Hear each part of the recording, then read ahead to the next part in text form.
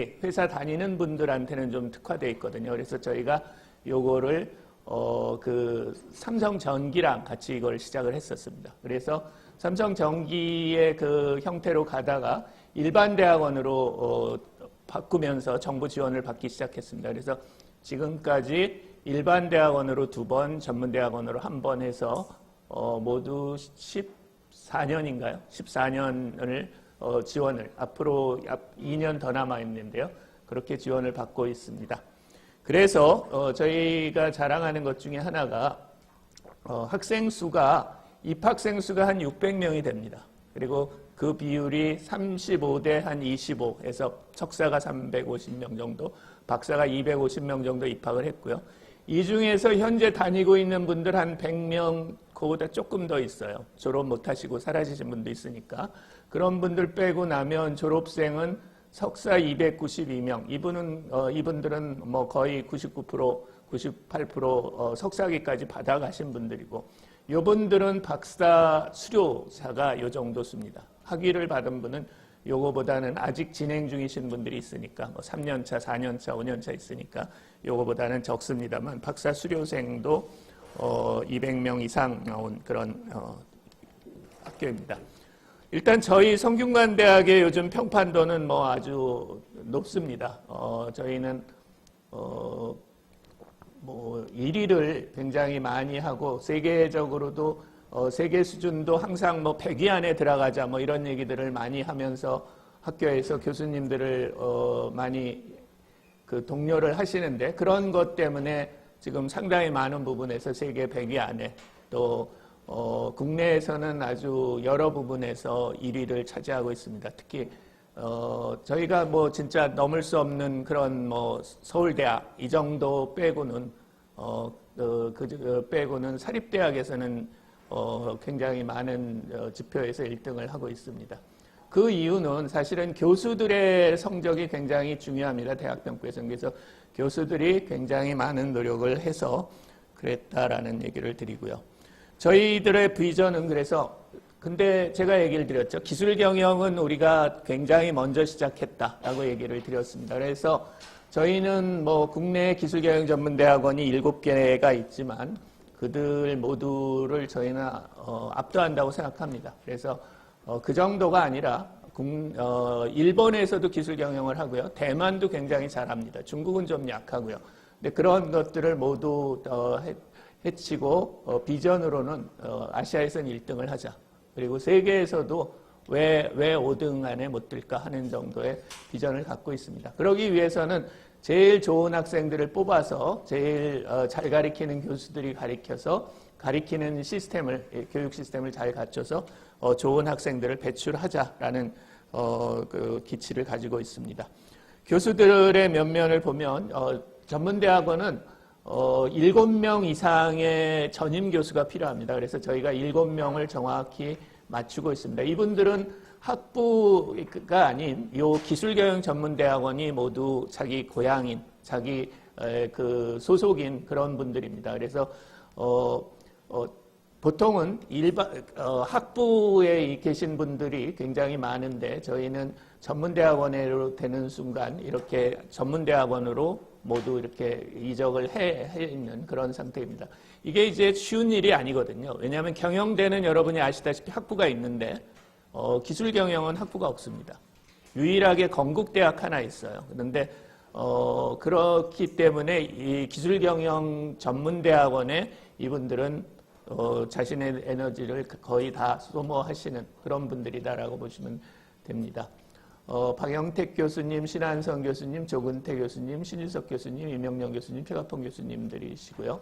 이분들의 전공이나 그 연구실 이름 이런 것들이 들어 있습니다. 그리고 강의하시는 과목들이 있고요. 대부분 연세들이 좀 지긋합니다. 그래서 기술 경영은 상당히 많은 실전 경험이나 그런 것들이 필요합니다. 그냥 물리학이나 이런 것처럼 그냥 창의적인 생각 가지고 되는 게 아닌 그런 과목이어서, 그런 학문이어서 연세들이, 신준석 교수님이 제일 젊으신데 아마 40대 초반이에요. 그리고 나머지 분들은 우리 최가평 교수님하고 박영택 교수님은 60대, 나머지 교수님들은 50대 이렇습니다. 그래서 되게 경륜이 충분하신 그런 분들이다라고 보시면 맞습니다. 그리고 저희가 자랑하는 것 중에 하나가 겸임 교수를 막강한 분들을 많이 모시고 있습니다. 그리고 보시면 아시겠지만 이분들은 다 직장이 있으신 분들이에요. 지금 현재 직장이 있으신 분들인데 저희를 위해서 출강을 해주시는 분이죠. 그러니까 여러분들이 텔레비전에 요즘에 이렇게 보면 뭐 그 시사보도 종편에 나와서 하시는 분들 보면은 겸임이라고도 돼 있고 초빙이라고도 돼 있고 뭐 이래요. 그런 분들은 사실은 그것만 직업인 경우도 있어요. 그리고 다시 말해서 실제로는 텔레비전에 나오기 위해서 그 타이틀을 부탁을 해서 받은 그런 분들일 수도 있습니다. 근데 저희는 절대 그렇게 할 수가 없어요. 이거를 정부 돈을 받고 있기 때문에 이분들은 1년에 한 과목 이상은 꼭 가르쳐야 됩니다. 혼자서 한 과목은 3학점 이상은 강의하시는 분들이고 그러면서 직업이 없으면 안 돼요. 본인의 전문 직업이 있어야 됩니다. 그래서 이분들이 다 이런 회사의 소장이나 대표나 아니면 이 교수님 같은 경우는 지금 미국에 계세요. 미국에 계시고 인터넷으로 강의를 해주시는 분인데 미국 공무원입니다. 우리로 치면 감사원이라고 해야 될까요? 네, 여기는 좀 그런 거를 의회 밑에다 뒀습니다. 그래서 그런 데 계신 분이고 뭐 이런 분들이 각자 전공 특히 이제 뭐 특허 경영이나 기술 정책이나 또 회계학 이런 거는 회계사가 가르쳐야 되거든요. 그래서 이런 것들을 정확히 가르쳐 주실 수 있는 분들로 모셨습니다. 그리고 저희가 이렇게 좋은 겸임 교수님들을 모실 수 있었던 거는 제가 일찌감치 시작을 해서 좀 선점한 것들 그리고 그분들하고도 지속적인 관계를 맺어서 그런 거다라고 판단을 합니다.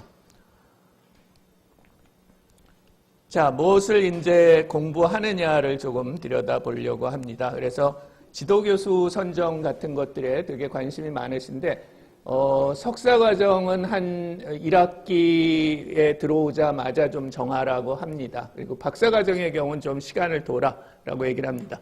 왜냐하면 석사과정은 지도교수의 역할이 그렇게 절대적이진 않습니다.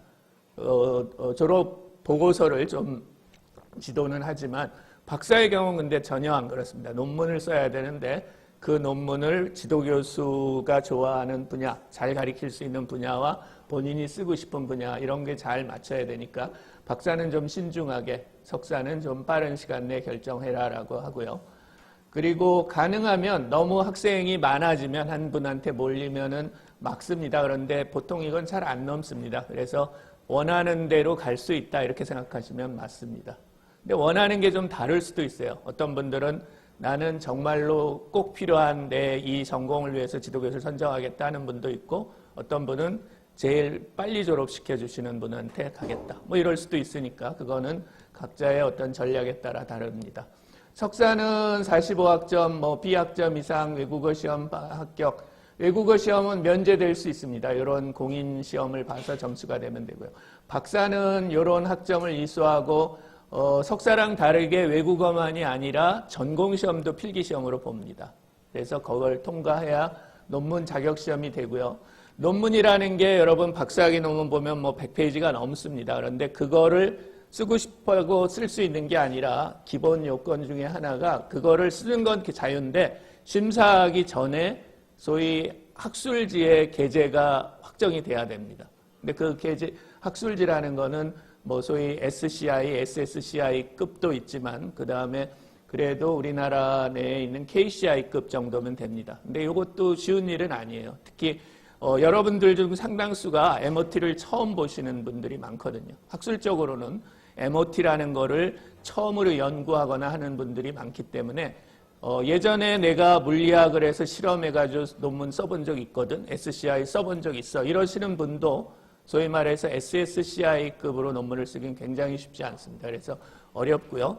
그것이 이제 언어적인 장벽이나 아니면 레벨이 조금 낮아진 KCI급이 되는 우리나라의 소위 학술지의 그 인증을 받은 KCI급이 돼도 그거는 여러분이 생각하는 것처럼 그렇게 실험에 기반하고 뭐 화학이나 이런 쪽은 한 4페이지, 6페이지 돼도 되잖아요.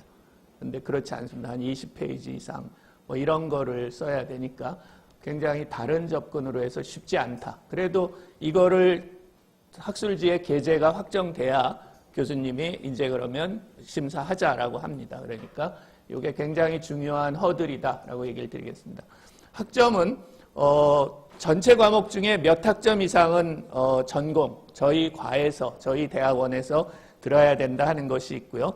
학기당 몇 개 이상 들으면 안 된다는 그런 제한도 있습니다. 너무 많이 들어서 이렇게 용량이 초과되는 걸 좀 막으려고 하고요. 그리고 우리 그 연구 과목을 저희 이름을 현업 프로젝트 과목이라고 줘놨습니다. 그래서 현업 프로젝트 과목을 2과목까지는 들어라, 석사는. 박사는 3과목까지 들을 수 있다, 이렇게 해놨습니다. 그래서 아까 말씀드린 대로 석사가 15과목이나 들어야 되는 거에 대한 부담을 조금 줄여드렸고요. 아까 얘기 드린 것처럼 박사는 졸업 논문을 예비 심사를 거쳐서 논문이 게재된 다음에 밖에 나가서 게재된 다음에 본심사를 거쳐서 졸업한다.